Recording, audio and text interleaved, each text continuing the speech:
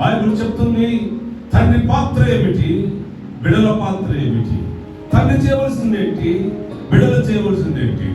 దేవుని ప్రేమ ఎలాగూ ఉందంటే తండ్రి కుమారుల ఎడల జాలి పడినట్లు దేవుని ప్రేమ, దేవుని దయ, దేవుని కరుణ తన యందు భయభక్తులు గల వారి పట్ల ఆయన చూపిస్తా ఉన్నాడు. హల్లెలూయా చెప్పండి. ఒక తండ్రి ఒక బిడ్డనే ప్రేమించగలడు, ఒక కుమార్తెనే ప్రేమించగలడు. కానీ మన సృష్టికర్త అయిన దేవుడు, తండ్రి అయిన దేవుడు, ఆ తండ్రి లోకమంతటిని ప్రేమిస్తాడు. దేవుడు లోకములెంతో ప్రేమించాడు కాగా తన కుమారులను పుట్టినవాడిని విశ్వాసం ఉంచువాడు నశింపక నిత్య జీవం పొందునట్లు చీరను నడిపించావు, నీ కృపలోనే నన్ను దాచావయ్యా. మార్గమును ఏర్పరచి నన్ను నడిపించావు. తండ్రి తండ్రి నేను నీ కుమారుని. తండ్రి తండ్రి నేను నీ. మన జిల్లాలోనే, మన తాలూకాలోనే కలెక్టర్ అయినప్పుడు ఆ ప్యూన్ కొడుకు ఏమైనా కలెక్టర్ అయ్యాడు. అది నీతిమంతుని తండ్రికి అధిక సంతోషము కలుగు చేయండి అంటే ఇదే కదా. పేదరికంలో ఉన్న మనలను దేవుడు విడిచిపెట్టలేదు కదా.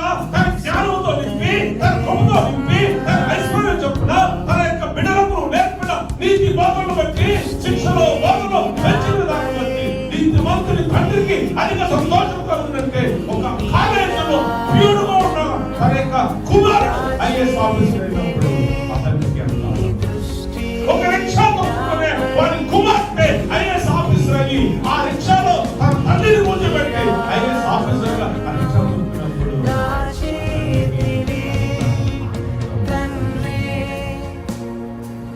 అది వస్తుందా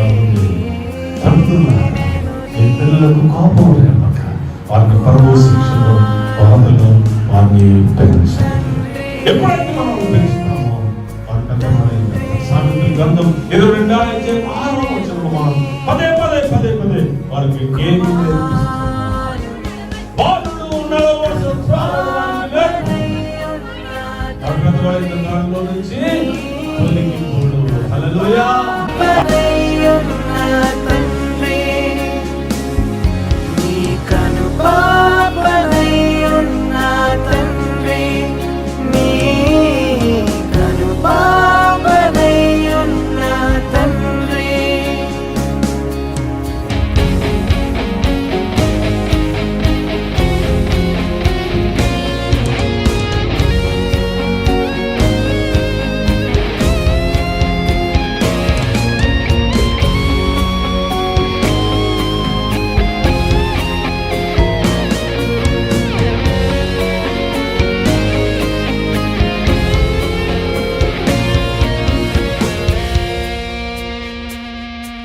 పరాయుడను కాను, నీవు వెలివేయలేదు. అవమానము నుండి కాపాడినావు. పరాయుడను కాను, నీవు వెలివేయలేదు. అవమానము నుండి కాపాడినావు. నీ కౌగిలితో నన్ను ముద్దాడినావు. ప్రశస్త వస్త్రములు నాకిచ్చినావు. నీ కౌగిలితో నన్ను ముద్దాడినావు.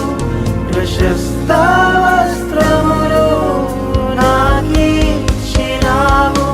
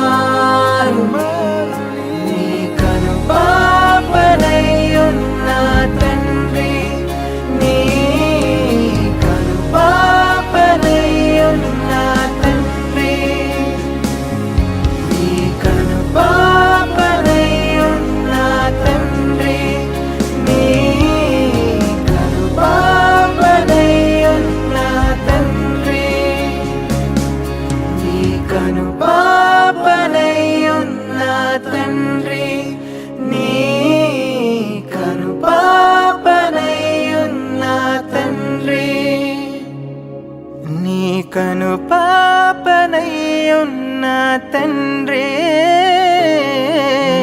కను